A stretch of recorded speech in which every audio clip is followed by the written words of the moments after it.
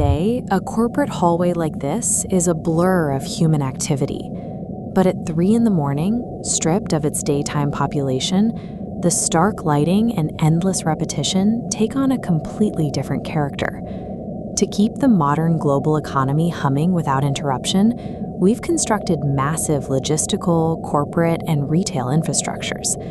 To maintain these systems overnight, we staff these cavernous spaces with solitary human workers. Our brains evolved to scan open savannas and seek shelter in small, defensible caves. Standing alone in a concrete structure designed for thousands forces us to navigate a sensory landscape our biology never anticipated. This psychological trigger is known as liminality. Internet horror stories about the night shift resonate because the architecture of these environments turn everyday jobs into psychological pressure cookers. Consider the first account from our source material. A lone security guard is stationed in a sprawling multi-story office building. It's 2:30 a.m., an hour when the building should be perfectly still. The silence breaks when the guard registers the distinct sound of footsteps echoing down from the supposedly empty third floor. Following protocol, the guard checks the security camera feeds. At first glance, the wide-angle lenses show nothing unusual. Then, the feed captures a single office door slowly creaking open on its own. Armed only with a flashlight, the guard goes upstairs to investigate. The hallway is entirely deserted, but the door is now wide open. The guard steps in. The locked door offers a specific kind of psychological comfort. In our second account, a 24-hour call center worker sits alone at 3 a.m., secure in the knowledge that the perimeter of the building is sealed. That security fractures when the worker answers an incoming call with no caller ID. Instead of a customer, the line carries only the sound of heavy breathing, followed by a faint whisper asking, "Why are you still there?" The worker immediately hangs up the receiver. But seconds later, the jarring ring of the phone breaks the silence again. It's the exact same number. This time, the worker notices the digital display. The call isn't external. The threat originates from another desk, sitting inside that very same locked office.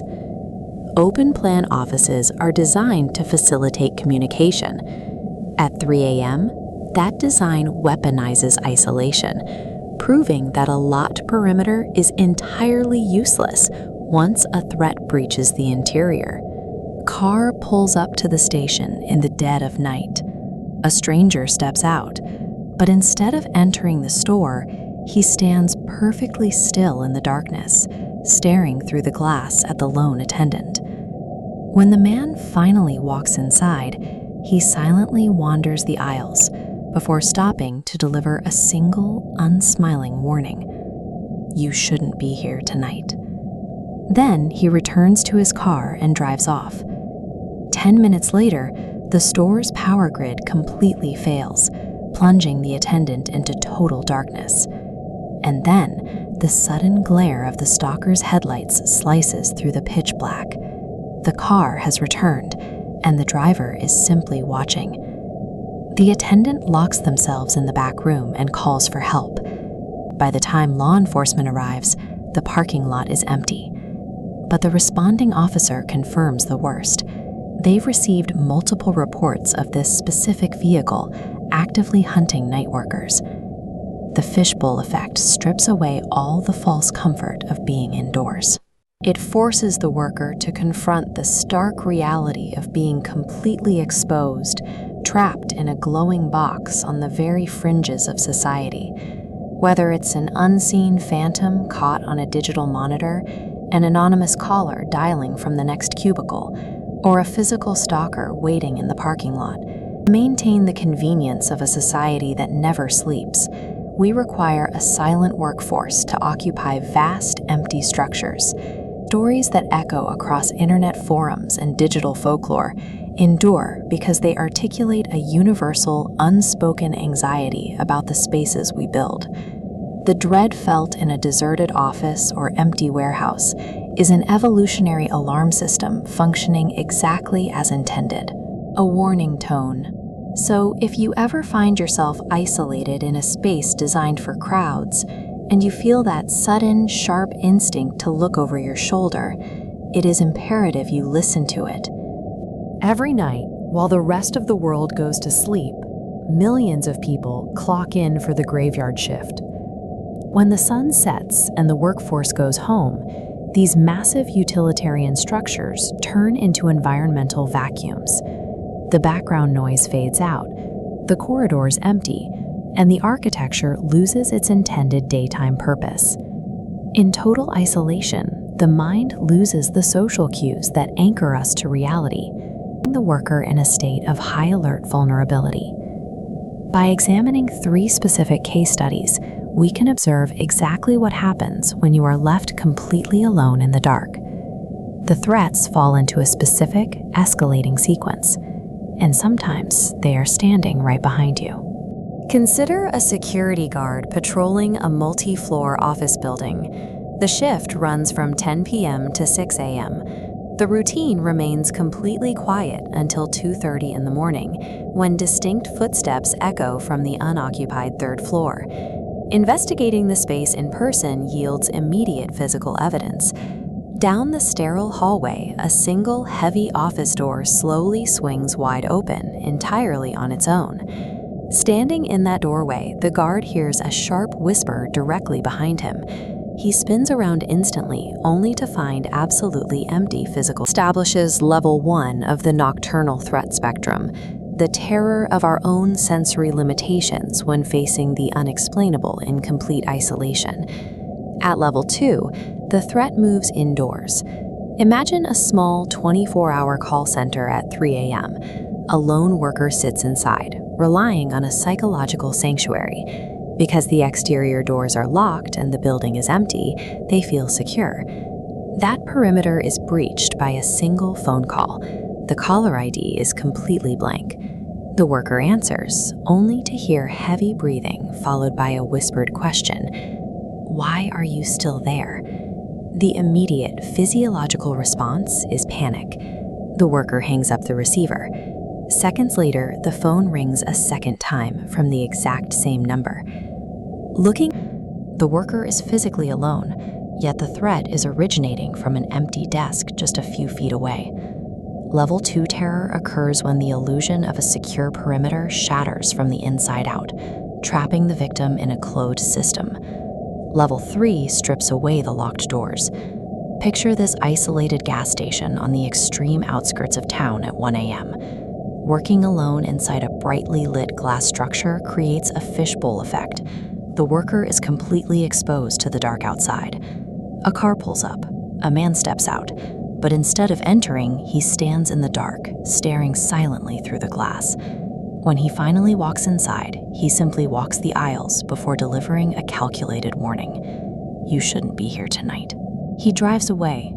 10 minutes later, the station suffers a total power failure. The exposed fishbowl goes completely dark, maximizing the worker's physical vulnerability. Headlights cut through the darkness. The same car returns. This time, the man does not approach the glass. He parks in the shadows, sitting in silence to observe the defenseless worker locked inside the back room. When the police arrived, the car was gone, but the responding officer recognized the vehicle immediately. It had been reported following night shift workers at 3 other stations that same week. This is level 3. Extreme geographical isolation acts as a beacon, actively attracting dangerous human elements that prey on the unprotected. Looking back provide a natural shield. By working the graveyard shift, an individual steps outside the safety of numbers, becoming a singular target for threats that usually stay hidden in the background of a busy city. Right now, as you watch from the safety of your home, millions of workers are clocking into these liminal spaces.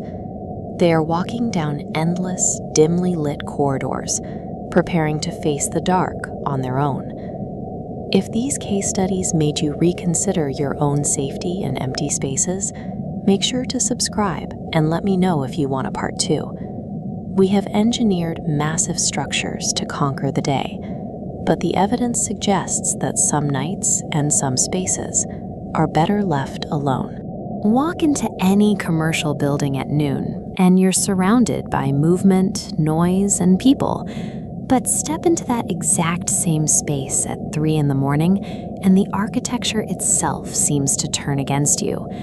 The internet is flooded with accounts from night shift workers who encounter the impossible.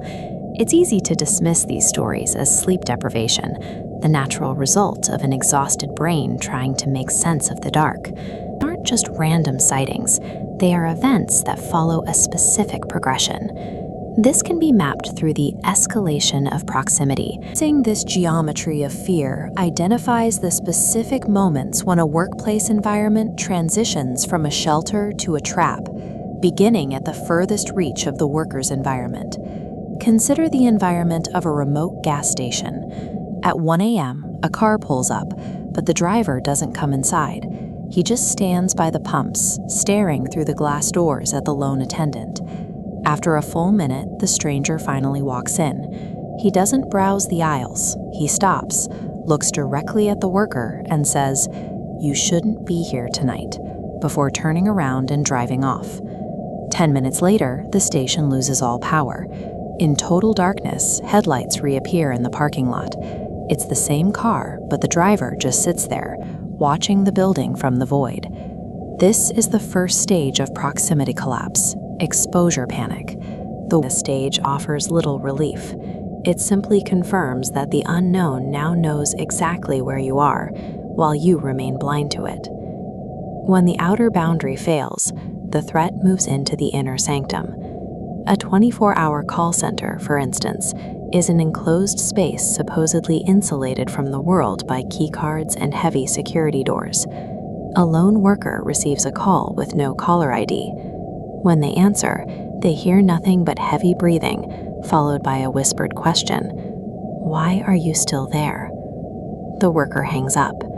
Seconds later, the phone rings again, the same blank number, but the console indicates the call isn't coming from a distant cell tower. It is routing from an empty desk on the other side of the partition. This room is breached from the inside. The dynamic shifts. The tools meant to connect and protect the worker, like the phone system, become the primary evidence that they are no longer alone. The final collapse occurs when the threat enters the victim's immediate personal space. This is often seen in security guard accounts from massive, empty corporate offices. At 2:30 a.m., a guard hears footsteps on a floor that should be empty. On the security feed, they watch a heavy office door swing open on its own. The guard investigates the room and finds it vacant, but as they turn to leave, they hear a sharp whisper directly behind their ear, where technology confirms the breach. The camera provides the objective proof that the last physical boundary between the worker and the threat has been erased. The architectural paradox. These commercial spaces are built for the safety of crowds. In the quiet of the night shift, that same design forces a single person to account for hundreds of square feet of blind spots and potential entries. Locks, reinforced walls, and surveillance cameras are passive tools. Without the social contract of a crowd to enforce them, these layers of security offer only the appearance of protection. When the noise of the daytime world fades, we are forced to confront a primal vulnerability. Behind the glass and the keycards, we are fundamentally alone in the dark. Some nights are better left alone. If you want to see more breakdowns of the logic behind these encounters, subscribe to the channel. When the sun goes down, rules of the physical world seem to fray at the edges. For the night shift worker, the environment transforms into a liminal space, a psychological threshold where extreme, enforced isolation can distort a sense of reality. These physical defenses are designed to keep out physical threats.